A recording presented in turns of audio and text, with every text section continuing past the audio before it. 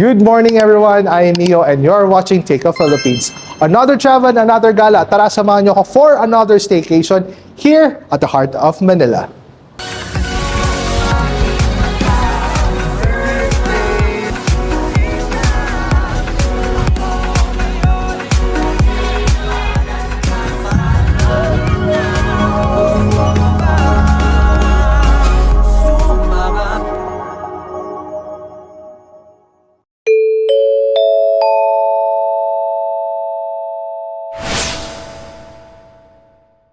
For this staycation vlogs, we will be going to Hotel H2O in Manila. So Hotel H2O is residing near Luneta Park and Intramuros, which is known for the walled city. Pupuntahan natin ang Hotel H2O. It's very known for its aquarium themed room, and sisilipin natin ito and we will see some their amenities, kung ano pwede natin magawa within the area.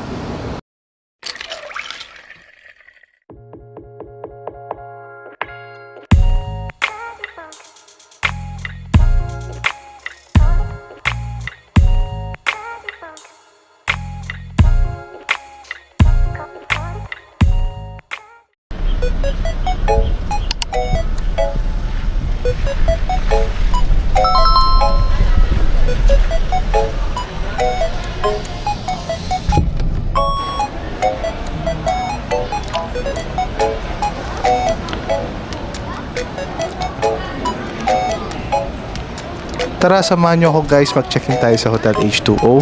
By the way, ang Hotel H2O and Manila Ocean Park are within the same vicinity. So actually, magkatapat lang siya. So may separation lang yung pintuan for Hotel H2O and entrance for Manila Ocean Park.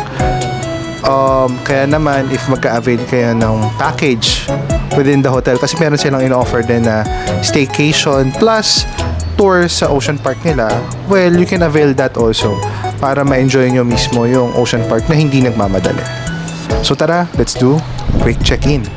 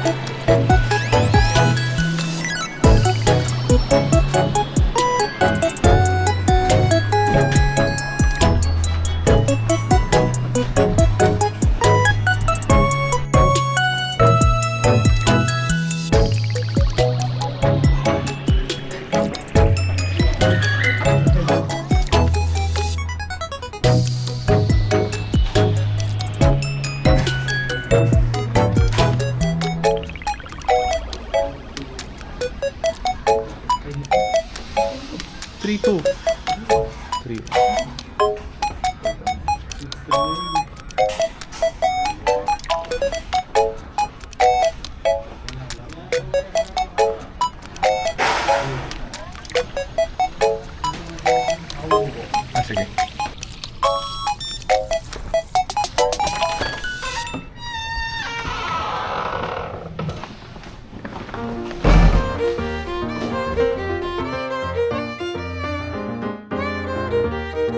Yes guys, so this is the aqua room. I booked this one from Agoda that cost around 5,000 pesos.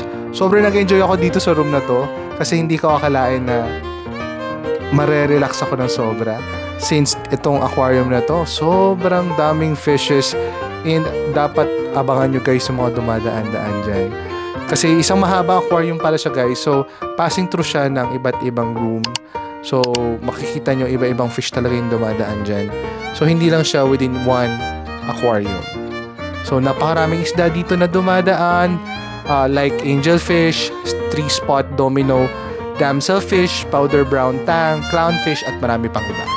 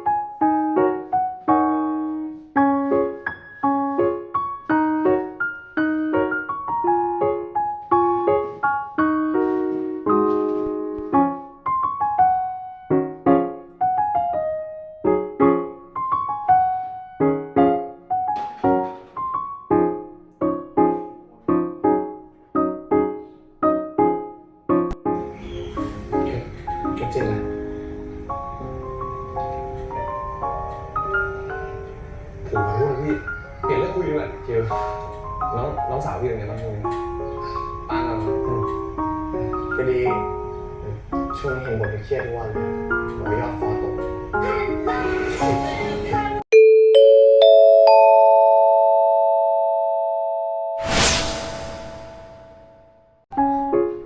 But we can ask.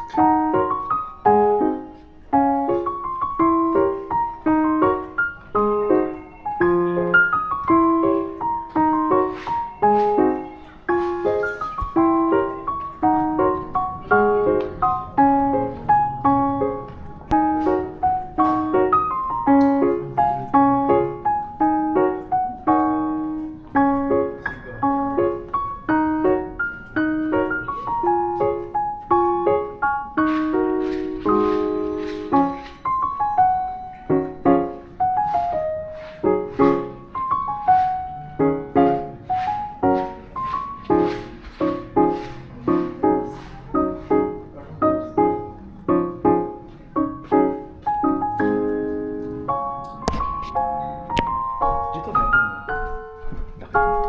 Next service.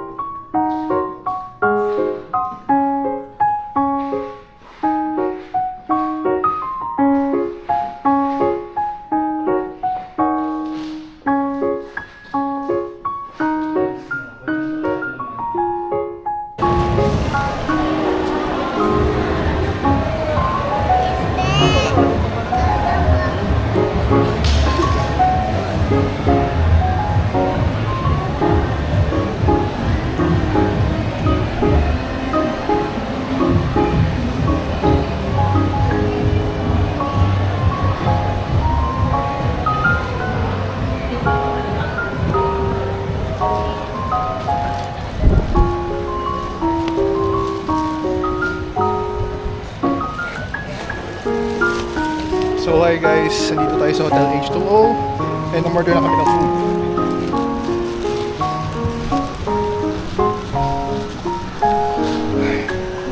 Bili lang muna tayo ng water kasi konti lang yung water na binibigay dito. So good afternoon guys, welcome back again to my channel. So earlier today, pinakita ko sa inyo yung check-in process and yung room tour natin dito sa Hotel H2O. Then later on, ipapakita ko rin naman sa inyo yung makan-makan, which is yung buffet nila. So, pinakita ko rin sa inyo yung glimpse noon, pero bukas natin itatry yun. So, every buffet breakfast sila worth 450 pesos. So, ayoko mag-expect kasi mura lang naman siya. Pero, let's see kung ano yung mga ino-offer nila during that buffet breakfast. For now naman, nag-order lang kami dito ng Super Bowl of China. Ayan, madami pala to. So, umorder ako ng birthday noodles, then combo A and combo B. So, it worth around 800 pesos sa Grab. Buti na lang meron akong other discounts. So, yun. Try lang namin tong Super Bowl of China dahil nag-crave kami sa Chinese food. So, for now, please enjoy the other clips around Hotel H2O.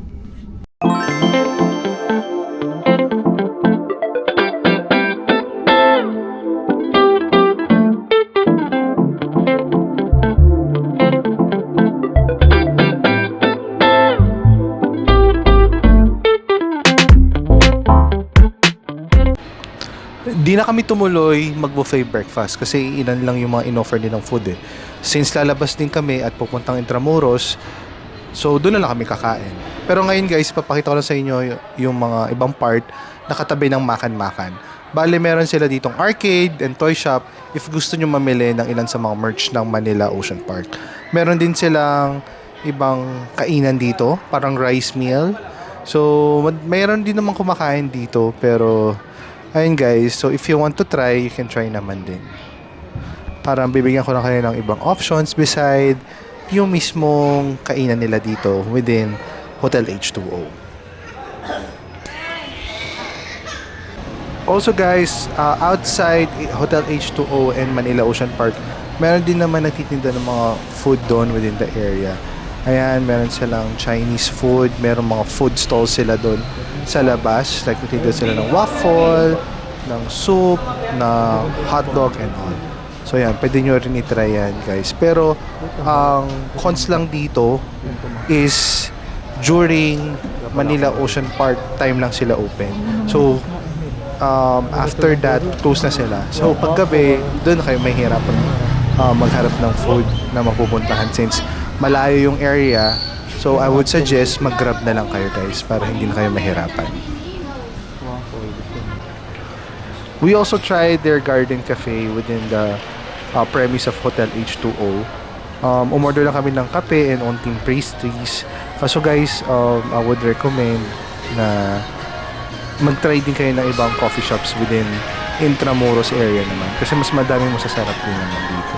Pero if you're within the premise of Manila Ocean Park, you could try din naman and somehow chill. Yun nga lang, don't expect too much from this one. I must say, this is a great hotel for family staycation.